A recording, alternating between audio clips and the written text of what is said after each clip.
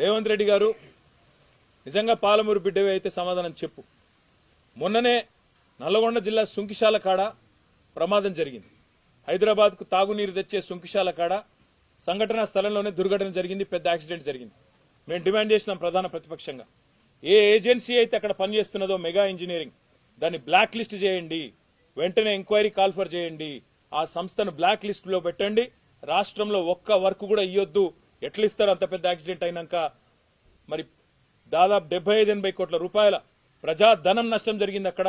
వెంటనే ఎంక్వైరీ చేసి అధికారుల మీద చర్యలు తీసుకొని వాళ్ళను బలిపశువులను చేయడం కాదు, ఆ సంస్థను బ్లాక్ లిస్ట్ చేయమని చెప్పి డిమాండ్ చేసినాం. కానీ ఇలా పొద్దున వార్త చూసినా నేను, నెల రోజుల కింద కూడా నేను చెప్పాను ఈ మాట, మళ్ళా కూడా చెప్తా ఉన్నా. నెల రోజుల కిందనే వార్తలు వచ్చినాయి, కొడంగల్ లిఫ్ట్ ఇరిగేషన్ కూడా మెగా ఇంజనీరింగ్కే కట్టబెడతారు, వాళ్ళకే ఇస్తారు అని.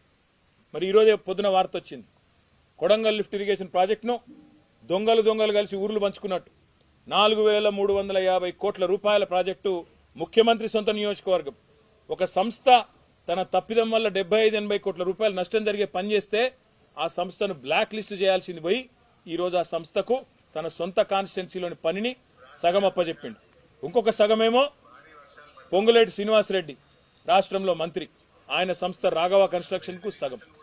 మరి ఇన్ని రోజులు రేవంత్ రెడ్డి గారు చెప్పిన మాటలు ఇదే, మెగా ఇంజనీరింగ్ గురించి, వీళ్ళ గురించి, కాంట్రాక్టర్ల గురించి చెప్పిన మాటలు, మరి అవన్నీ కూడా కల్లిబొల్లి మాటలన్న మాట ఇప్పటికన్నా ప్రజలకు అర్థమై ఉంటుందని నేను అనుకుంటా ఉన్నా. ఇన్ని రోజులు నోటికొచ్చినట్టు ఆంధ్ర కాంట్రాక్టర్లని, ఆంధ్ర వాళ్ళకి వర్కులు ఇస్తున్నాడు కేసీఆర్ అని ఇన్ని రోజులు చిల్లర మాటలు ఏదైతే మాట్లాడినావో రేవంత్ రెడ్డి, చెంపలేసుకొని క్షమాపణ చెప్పాల ప్రజలకి. నీ సొంత నియోజకవర్గం కొడంగల్ లిఫ్ట్ ఇరిగేషన్ అనే ప్రాజెక్టు ఇవాళ ఏ సంస్థనైతే ఇన్ని రోజులు ఈస్ట్ ఇండియా కంపెనీ అని తిట్టినవో ఆ సంస్థకే కట్టబెట్టినవంటే నీ రంగేందో, నీ నైజమేందో, నీ నిజాయితీ ఏందో దీంతోనే బయటపడ్డదనే మాట నేను విజ్ఞప్తి చేస్తా ఉన్నాను.